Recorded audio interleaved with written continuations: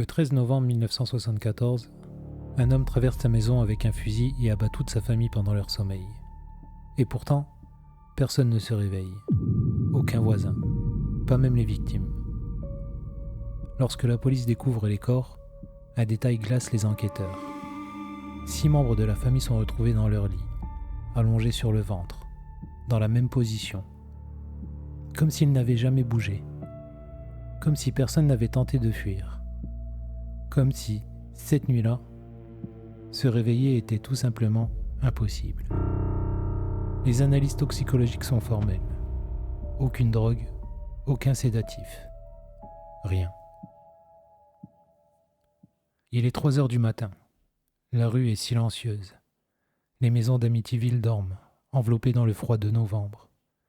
Au 112 Ocean Avenue, 6 personnes sont blotties sous leur couverture, au chaud, en sécurité. Du moins, c'est ce qu'elles croient. Un claquement déchire la nuit, puis un autre. Un fusil Marlin. Une arme dont le bruit est censé traverser les murs, réveiller une maison entière, faire sursauter tout un quartier. Vient de cracher la mort dans l'obscurité. Et personne n'a rien entendu.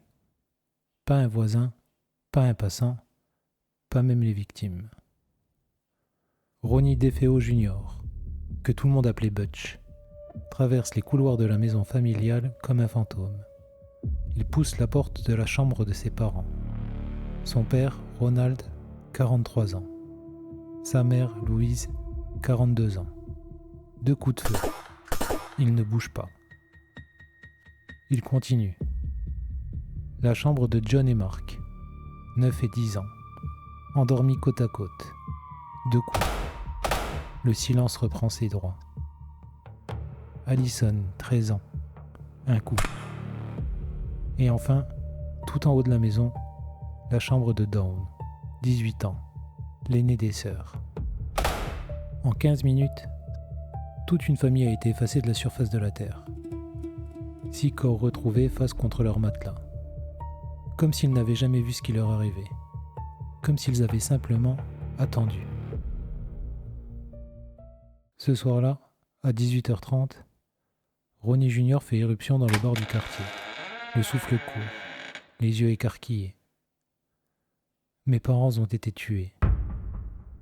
Il rassemble quelques hommes, il court jusqu'à la maison, et la police arrive peu après. Les mensonges commencent immédiatement. Un tueur à gages de la mafia, dit-il. Un certain Louis Fellini. Une vieille histoire entre son père et des gens dangereux. Lui, il n'était même pas là pour le dîner. Sa mère cuisinait mal. Mais après 12 heures d'interrogatoire, le masque tombe. Il avoue. Il raconte sa haine, les années d'abus, l'héroïne, l'acide, les amphétamines. Ce film qu'il regardait seul dans son sous-sol la veille au soir. Castle Keep, 1969. Et cette pensée qui a germé dans le noir. J'en ai assez. Il n'avait prévu de tuer que ses parents. Mais une fois commencé, il ne pouvait plus s'arrêter. Au procès, Ronnie Jr. multiplie les versions. Il a entendu sa famille comploter contre lui. C'est sa sœur Dawn qui a tiré la première. Il avait drogué tout le monde. Des démons lui ont apporté le fusil. Un psychiatre conclut à un trouble de la personnalité antisociale. Il est condamné à la prison à vie. Personne dans le quartier n'est surpris. Il mourra en 2021 sans jamais avoir donné une version définitive de cette nuit-là. 2 semaines. C'est tout ce qu'il a fallu avant que quelqu'un emménage. George et Cathy Lutz se tiennent devant le 112 Ocean Avenue et contemplent leur nouvelle maison. 88 000 $ pour une bâtisse aussi belle, dans ce village au bord de l'eau. Oui, ils connaissent l'histoire. Ils en ont parlé en famille. Ils ne sont pas superstitieux, disent-ils. Ils franchissent le seuil. À l'intérieur, toutes les affaires des DeFeo sont encore là. Exactement comme leurs anciens propriétaires les avaient laissés. Comme si la famille venait juste de sortir faire une course. Seuls les matelas manquent. Les étrangetés commencent le jour même. le chien de la famille, attaché dans le jardin, se jette soudainement par-dessus le portail, sa chaîne toujours fixée à l'arbre, et se retrouve suspendu dans le vide, à s'étrangler. La famille le sauve de justesse. Ce soir-là, Georges décide de faire venir un prêtre pour bénir la maison. Le père entre, parcourt les pièces, et quelque chose le met mal à l'aise dès le début, sans qu'il puisse l'expliquer. Il monte à l'étage, il pousse la porte d'une chambre, celle de Dawn. Une vague de terreur pure le submerge, une peur brutale, incontrôlable, qui ne ressemble à rien de rationnel. Il demande au Lutz ce qu'il compte faire de cette pièce. « Une salle de couture », répondent-ils. « Très bien », dit-il. « Mais ne laissez jamais personne dormir ici. » Puis, quelque chose le frappe en plein visage. Une gifle invisible, puissante, réelle, assez forte pour lui faire perdre l'équilibre.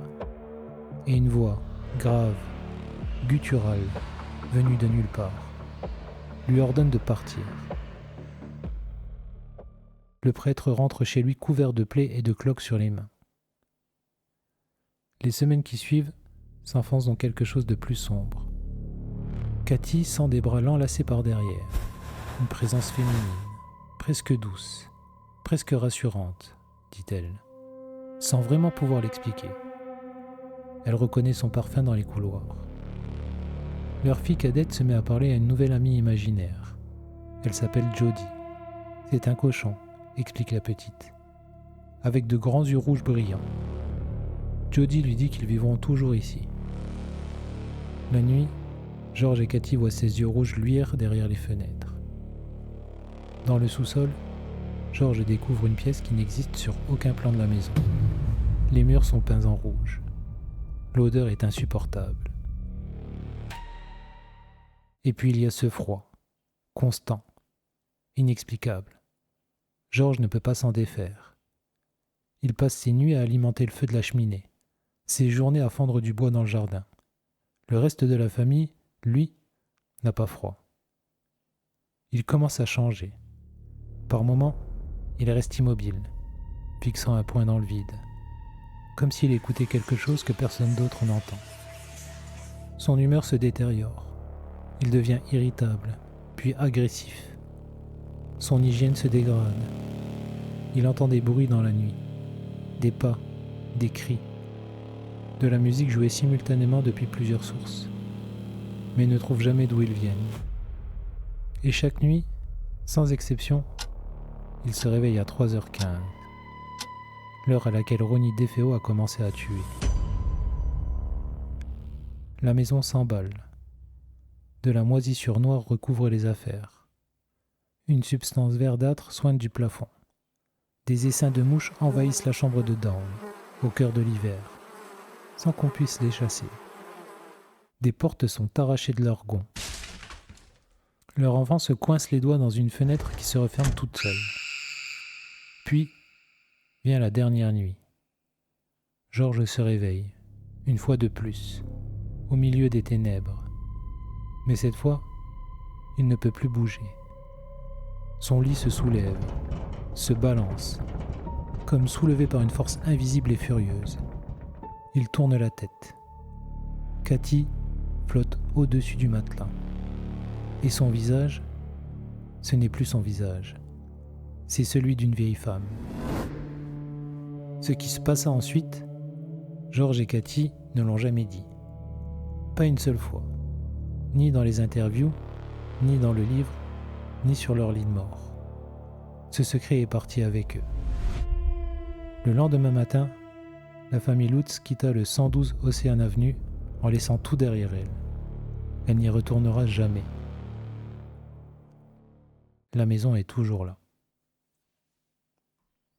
Si cette histoire t'a plu, pense à t'abonner, à liker ou à laisser un commentaire.